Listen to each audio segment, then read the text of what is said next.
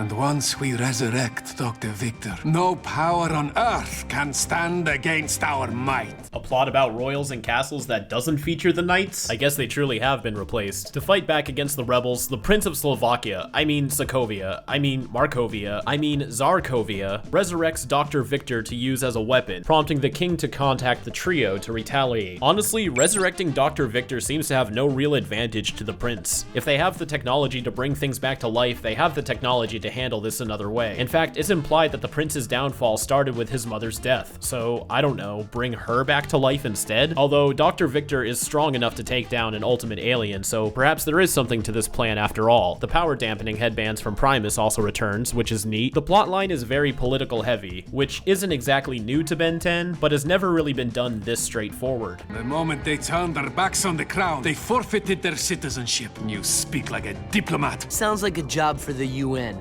not us. It's alright, but after a quick string of bad episodes, this one doesn't make up for it. We never actually see the rebels aside from a few brief shots towards the end, and we don't know why they're rebelling either, so the conflict feels pretty baseless and dry. Things take a turn when the king betrays Ben and uses Amphibian to place his mind inside of Viktor, to take back the throne his son has usurped using Viktor earlier in the episode. The episode ends with the trio realizing that these people's problems are all self-contained and there really is no right faction to side with, so they'll just leave. And that's that. If King Victor's a bad guy, who are we here to help? I don't know.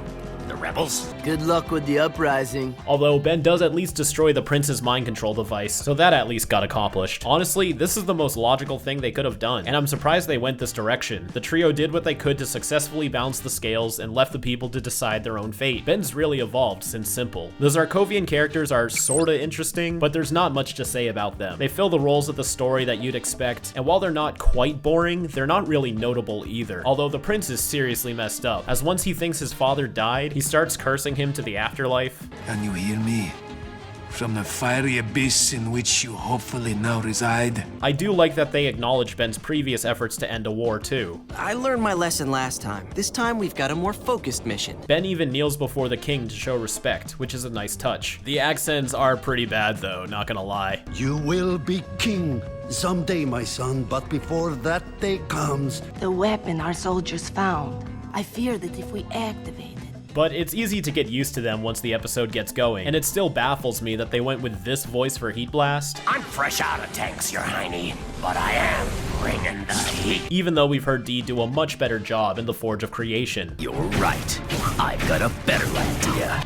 Who's next? All of the alien cameos were pretty cool, even though Ben was unconscious. But what happened to keeping his device locked? The king shouldn't be able to do this. I also liked seeing Dr. Viktor again, and I like how he really does look like a zombie, since he is. But nothing beats his classic appearance. He could have used a little bit more detail. His fight with Heat Blast at the end is pretty dope, but it's the only action worth mentioning from this episode. This one's also pretty skippable, but it does play into the inner arc a teeny bit, but only through a brief reference to tie in the Viktor storyline. And this episode is more entertaining than the last two, but not by much. Ultimate Alien feels very aimless now that the big arcs are over, and it'll be a bit longer before the next one starts up. So in the meantime, we're in for another string of these kind of stories, so buckle up. Never thought I'd say it, but this guy makes me nostalgic for the old Dr. Viktor.